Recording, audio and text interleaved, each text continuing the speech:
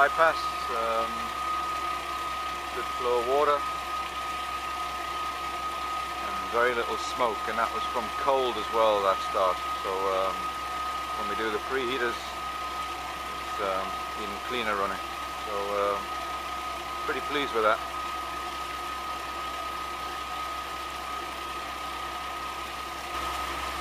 Now we're going to run it up to 1000 RPM.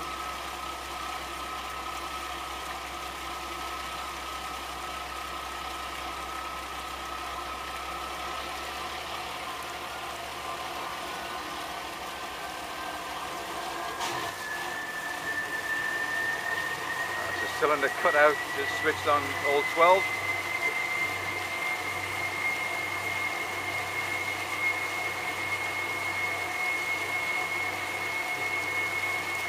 Those turbos singing away.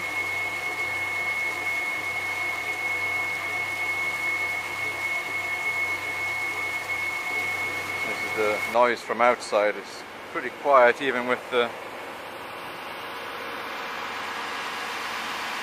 doors open.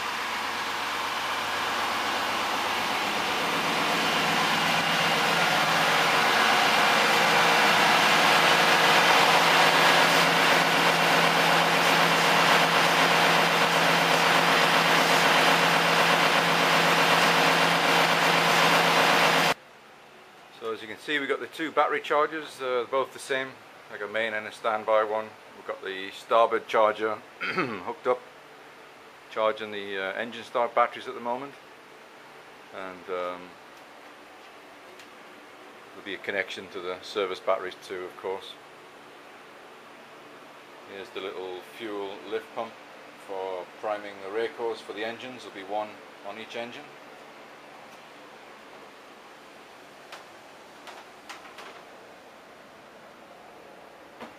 Over here in the process of flushing the hydraulic lines for the bow thruster.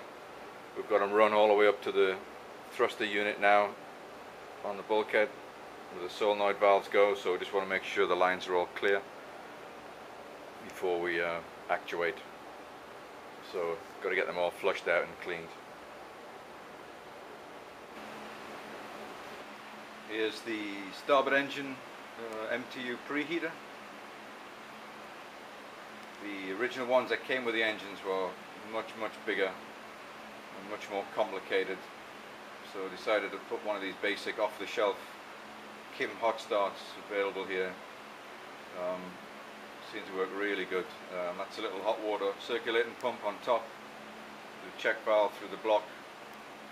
About 3 hours, it's quite a big noticeable difference in the block temperature. So got it up to about 45C quite easily, and withdrawing a lot less current than the MTU ones.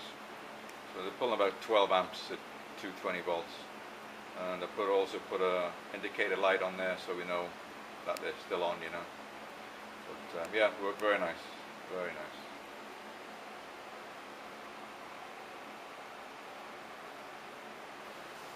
Here we are on the galley. We put in new light fixtures for the fluorescent lights here, and managed to rewire all the lights in the galley and in the salon without upsetting the headliner. I got a headliner specialist guy in, and he told me that the way it's being installed is basically going to get destroyed if it's taken down, and because it's such a complex shape and everything and all the curves, you know, it's like probably going to be close to a $10,000 job for all of this. So we found a way of feeding the wires through. It was kind of tricky, but I think it saved us a lot of time, effort, and of course money on doing it. And it was really, there's very little wrong with the headliner. It seemed such a shame to change them. So all of these lights are now rewired.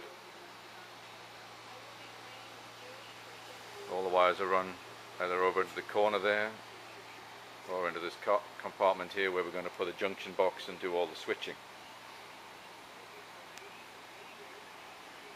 This is the 220 volt sub panel that goes up forward by the master cabin. It goes alongside the 110 panel there. This will be able to disconnect power for the fresh water pumps, most of the air conditioning units up forward, Stuff like that saves you having to run all the way down to the engine room. So just getting all the breakers in, then we install a panel. We've already run the main power feed for it, so that should go in pretty quick. Here's the 110 panel down by the entrance to the master cabin, taking shape. We've got the main feed in there, the 50 amp, and a lot of the other wiring for the lighting and for the outlets in the whole forward end of the boat and the galley go here. And then below it will be the 220 volt panel, like I just showed you, that will be feeding all the fresh water pumps to a deck wash pump and air conditioning units, etc. Most of the wires are run, so just a matter of getting them all run into the breaker boxes and hooked up, and then we'll be able to disconnect all this temporary power and start running from this sub panel, which would be good. We've also managed to salvage the headliners in the wheelhouse. We've run all new wires for the small spots that go around the perimeter.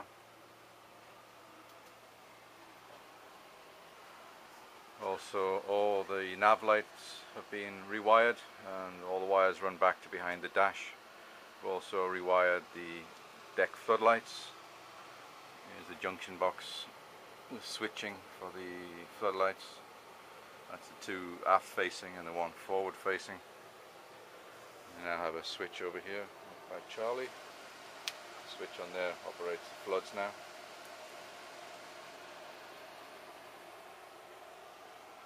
So there's a lot more wires getting spooled up ready behind the dash for getting hooked up.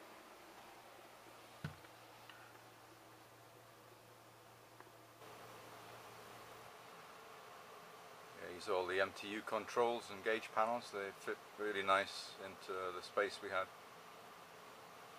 So that's Mike's next job, probably starting next week, is to hook up these end of the wires.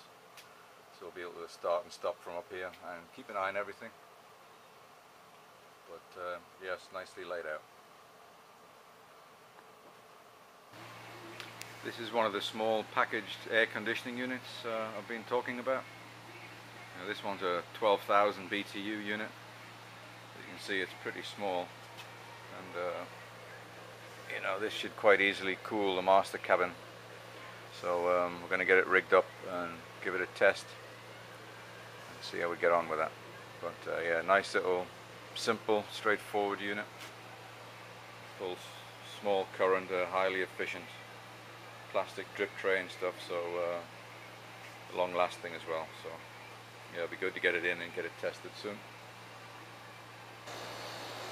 We've also been rewiring all the aft deck lights. We had to pull the headliner down out here to get the new feed for the nav lights, so while we're at it, we've put in all new wiring, junctions and everything for the aft deck spots, the DC ones, loudspeakers and the aft deck lights.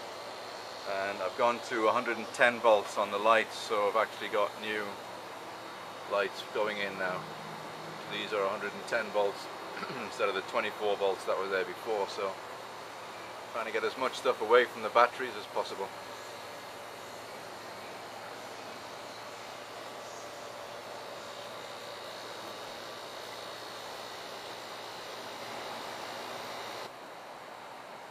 Like I said, we ran all new wiring for the 110 halogen lights there.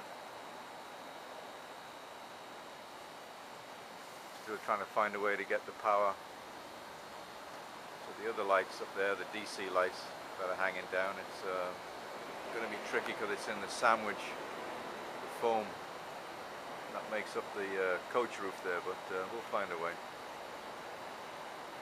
But yeah, all new wiring for the nav lights and for the spreaders there, so yeah, coming along. Here's the spec sheet for the power steering system I've been researching. It's a much simplified system than what was there before. The beauty of all this is that you don't have 5 hoses going to the lazarette, you just have 2. Now this power unit would sit in line and a little sensing box, and as you turn the wheel it senses an increase in pressure, and then it boosts that pressure down the same lines. With this there's no engine driven pumps, there's no heat exchanger, so it's a very simple system. And also you incorporate your autopilot into this, and also you can have a jog system with a jog lever for steering as well if you want. So it's a very simple, very easy and quick installation, and you just have your reservoir tank hooked into it, and that's about it. It's a nice, simple, straightforward system.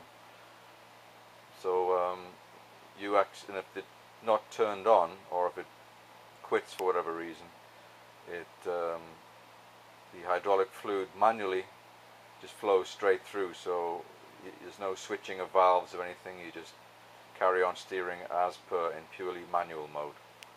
So it's got of course built-in backup and everything. So nice, simple, straightforward system.